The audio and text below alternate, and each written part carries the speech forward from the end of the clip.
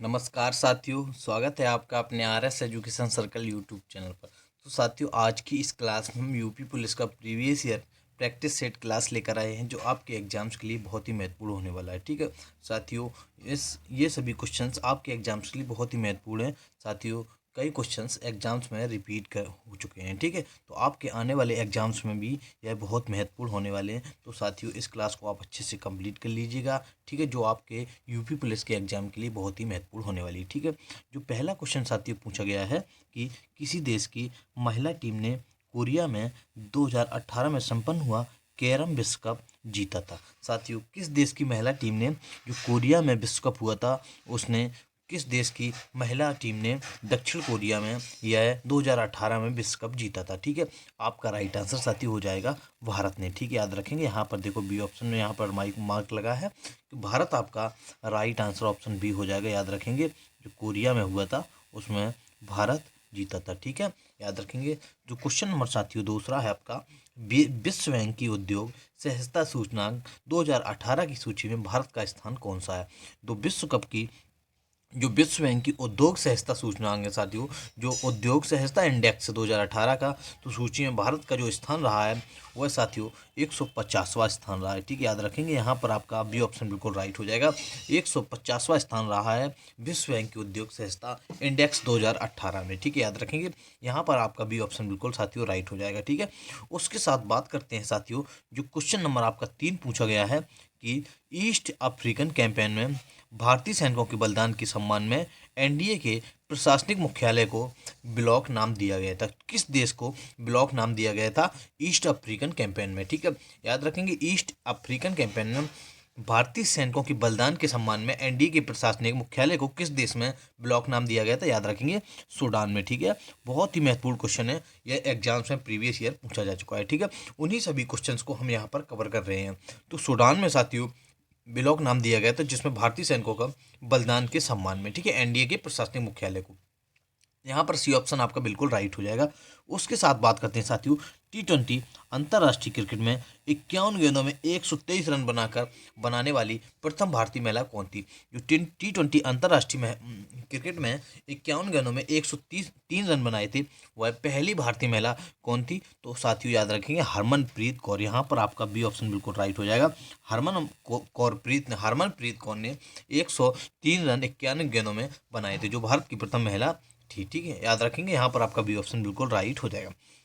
उसके साथ बात करते हैं, जो क्वेश्चन नंबर आपका 5 पूछा गया है कि निम्नलिखित में से कौन सा अंग अप्रयुक्त या क्षतिग्रस्त बिम्बाणु को हटाने में सक्षम है।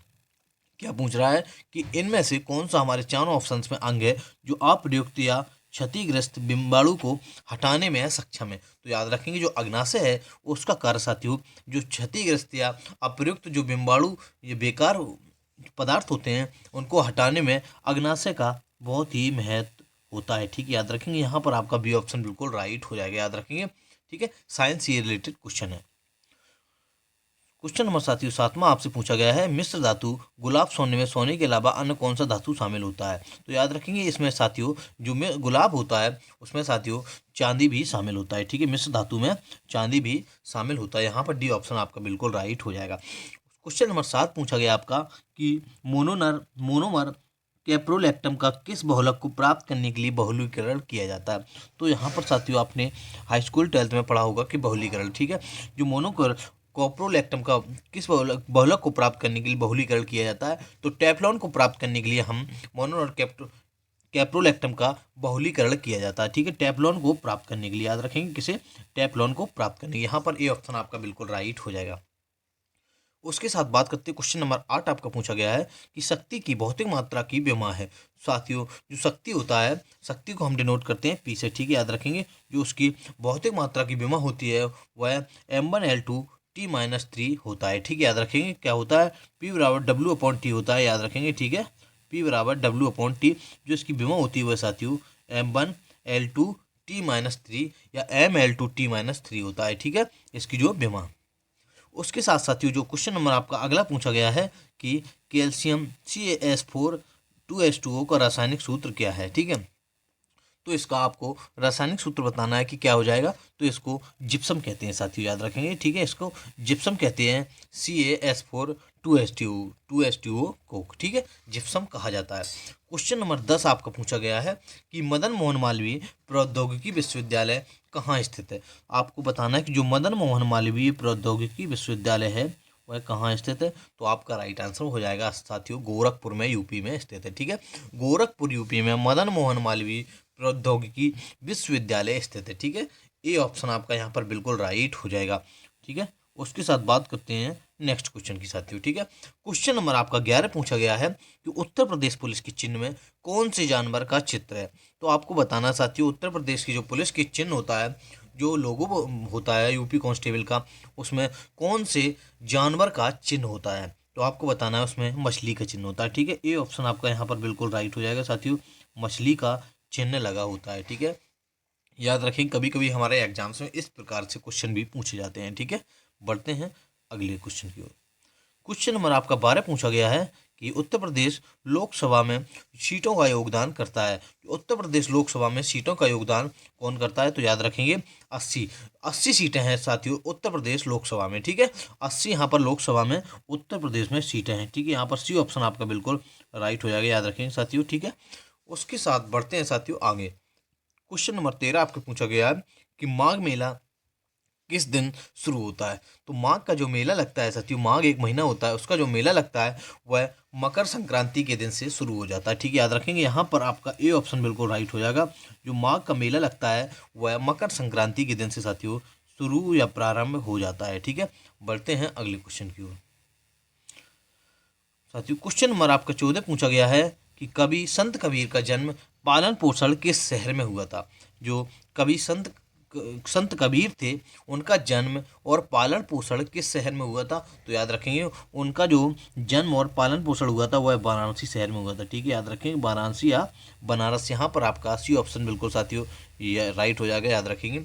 उसके साथ तो क्वेश्चन नंबर आपका 15 पूछा गया है कि लखनऊ घराने की नींव उस्ताद द्वारा रखी गई थी। जो लखनऊ घराने की नींव रखी गई थी वह किसके द्वारा रखी गई थी। तो याद रखेंगे यहाँ पर आपका बी ऑप्शन राइट हो जाएगा।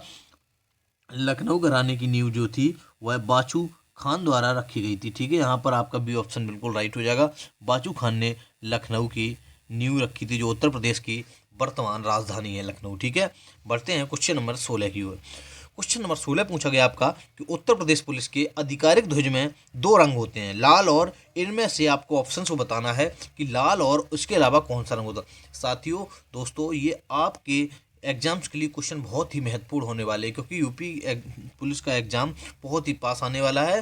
जो आपको इस क्वेश्चन से आपको उसमें एक भी क्वेश्चन एक या काफ़ी क्वेश्चन आपको देखने को मिल सकते हैं, ठीक है। सभी प्रैक्टिस सेट आप अच्छे से कंप्लीट करते जाइएगा, तो आपके ये बहुत महत्वपूर्ण होने वाली है, ठीक है। जो उत्तर प्रदेश पुलिस का आधिकारिक ध्वज होता है उसमें साथियों याद रखेंगे कितने 2 रंग होते हैं। यहाँ से क्वेश्चन हमारा एक और बन गया, 2 रंग होते हैं वो, उसमें लाल और साथियों उसमें से और कौन सा होता है क्वेश्चन मार्क के यहाँ बताना है। तो साथियों लाल और नीला रंग होता है, ठीक है।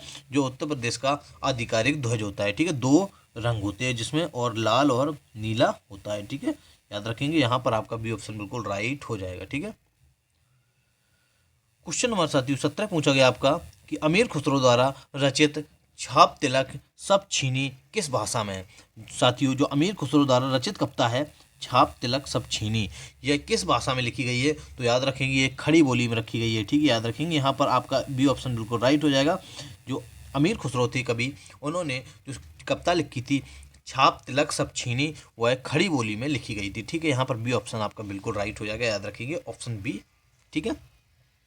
क्वेश्चन नंबर 18 पूछा गया कि वर्ष 2015 में स्वामी रामभद्राचार्य को किस सम्मान से सम्मानित किया गया था। आपको बताना है जो 2015 में सम्मानित किया गया था रामभद्राचार्य को, वह किस सम्मान से सम्मानित किया गया। तो याद रखेंगे उन्हें पद्म श्री सम्मान से सम्मानित किया गया था, ठीक है। यहाँ पर आपका बी ऑप्शन बिल्कुल राइट हो जाएगा।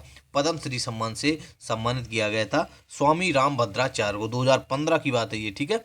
बढ़ते हैं अगले क्वेश्चन की ओर। क्वेश्चन नंबर 19 पूछा गया साथियों कि जीएसटी में निम्नलिखित में से किस कर को शामिल किया गया था। साथियों आपको बताना है कि जीएसटी में किस कर को, जो राज्य कर था, राज्य कर में से किस कर को शामिल किया गया था। जीएसटी की बात करते हैं, ठीक है। जो जीएसटी का फुल फॉर्म होता है गुड्स एंड सर्विस टैक्स, ठीक है। तो जीएसटी जो कर शामिल किया गया था, राज्य कर में हम बात करते हैं तो राज्य कर में किस कर को शामिल किया गया था, तो याद रखेंगे चुंगी को शामिल किया गया था। ठीक है, चुंगी, चुंगी को शामिल किया गया था किसमें, जीएसटी में। ठीक है, याद रखेंगे यहाँ पर आपका साथियों ये ऑप्शन बिल्कुल राइट हो जाएगा, चुंगी को शामिल किया गया था राज्य कर में। ठीक है, और उसके साथ बढ़ते हैं अगले क्वेश्चन की ओर।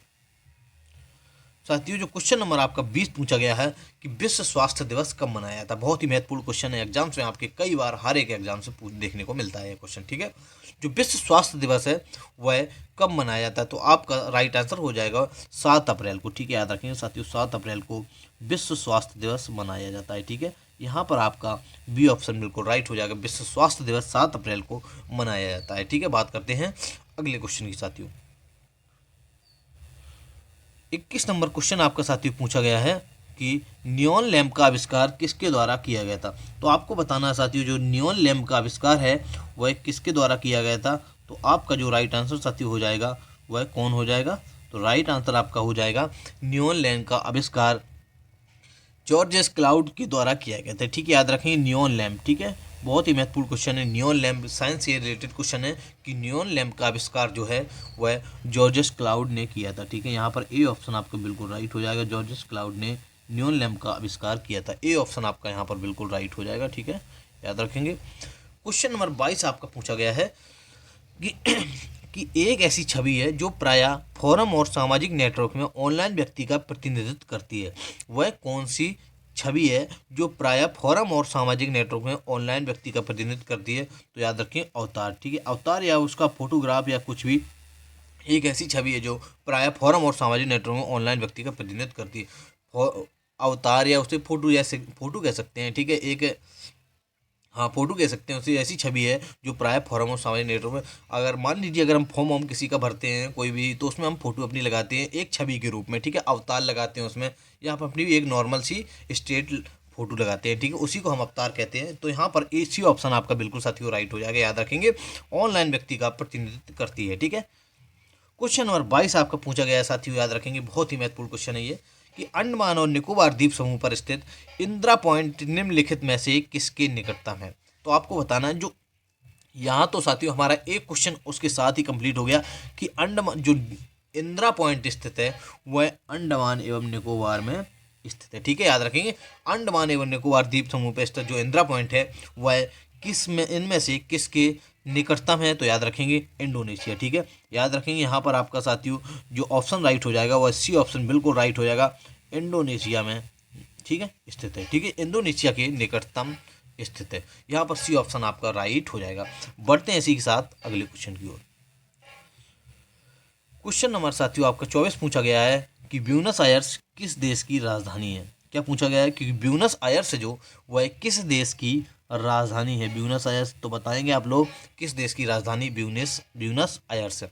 तो याद रखेंगे जो अर्जेंटीना देश है उसमें एक शहर है ब्यूनस आयर्स जिसकी राजधानी, उसमें एक शहर है ब्यूनस आयर्स जिसकी जो अर्जेंटीना की राजधानी, याद रखेंगे यहाँ पर आपका साथी उसी ऑप्शन बिल्कुल राइट हो जाएगा। अर्जेंटीना की जो राजधानी है वह ब्यूनस आयर्स है। ठीक है, सी ऑप्शन आपका बिल्कुल राइट हो जाएगा। बढ़ते हैं अगले क्वेश्चन की ओर। क्वेश्चन नंबर 25 आपका पूछा गया है राष्ट्रीय उद्यान में सबसे अधिक एक सींग वाले गैंडे कहाँ पाए जाते हैं। तो आपको बताना है कौन सा राष्ट्रीय उद्यान है जिसमें एक सींग वाले गैंडे अधिकतर पाए जाते हैं। तो याद रखेंगे जो काजीरंगा नेशनल पार्क है या राष्ट्रीय उद्यान है उसमें सबसे अधिक एक सींग वाले गैंडे पाए जाते हैं। तो काजीरंगा नेशनल पार्क है वह कहाँ पर स्थित है आपको बताना है, यह आपको क्वेश्चन कमेंट बॉक्स में करना है। बहुत ही महत्वपूर्ण क्वेश्चन है, एग्जाम्स में इस प्रकार काजीरंगा जो नेशनल पार्क है इससे रिलेटेड कई क्वेश्चन पूछे जाते हैं, जो यह कब बना था या किस राज्य में है या इसमें क्या पाए जाते हैं। तो याद रखेंगे एक सींग वाले जो गैंडे पाए जाते हैं, यह काजीरंगा जो नेशनल पार्क है वह किस राज्य में स्थित है। यहाँ आपको कमेंट बॉक्स में कमेंट करके बताना है कि किस उसमें स्टेट में या राज्य में स्थित है। ठीक, काजीरंगा नेशनल पार्क, यहाँ पर आपका सी ऑप्शन बिल्कुल राइट हो जाएगा। एक सींग वाले जो गैंडे पाए जाते हैं वह काजीरंगा नेशनल पार्क में पाए जाते हैं। क्वेश्चन नंबर 26 पूछा गया आपका कि इम्फाल किस भारतीय राज्य की राजधानी है। तो बात करते हैं जो साथियों जो इम्फाल शहर है वह किस राज्य की राजधानी है। तो यहाँ पर आपका ए ऑप्शन बिल्कुल राइट हो जाएगा, मणिपुर राज्य की। ठीक है, मणिपुर जो राज्य है वह इम्फाल उसकी राजधानी है। यहाँ पर साथियों ए ऑप्शन आपका बिल्कुल राइट हो जाएगा, यहाँ पर जो मणिपुर शहर की इम्फाल राजधानी है। ठीक है, बढ़ते हैं अगले क्वेश्चन की ओर। क्वेश्चन नंबर 27 साथियों आपसे पूछा गया है कि भारत में निम्नलिखित में से कौन सा शहर कर्क रेखा से सबसे दूर है। तो आपको बताना है जो कर्क रेखा से, इनमें यह क्वेश्चन थोड़ा घुमा के पूछ दिया गया है कि जो कर्क रेखा है वो भारत के 8 राज्यों से होकर गुजरती है। ये ठीक है, ये आपको पता होना चाहिए। तो इसमें से ये पूछा नहीं पूछा गया है कि कर्क रेखा जो भारत के 8 राज्यों में से होकर गुजरती है वह इनमें से किससे होकर नहीं गुजरती है। यह पूछ रहा है जो कर्क रेखा से सबसे दूर राज्य है वह इन ऑप्शंस में आपको देख के बताना, या शहर है वह कौन सा है। तो याद रखेंगे आपका यहाँ पर डी ऑप्शन बिल्कुल राइट हो जाएगा, भुवनेश्वर। ठीक है, जो उड़ीसा की राजधानी है, अरे सॉरी, उड़ीसा की राजधानी नहीं, भुवनेश्वर है साथियों, वह सबसे दूर है कर्क रेखा से। ठीक है साथियों, याद रखेंगे, बहुत ही महत्वपूर्ण ये आपके लिए।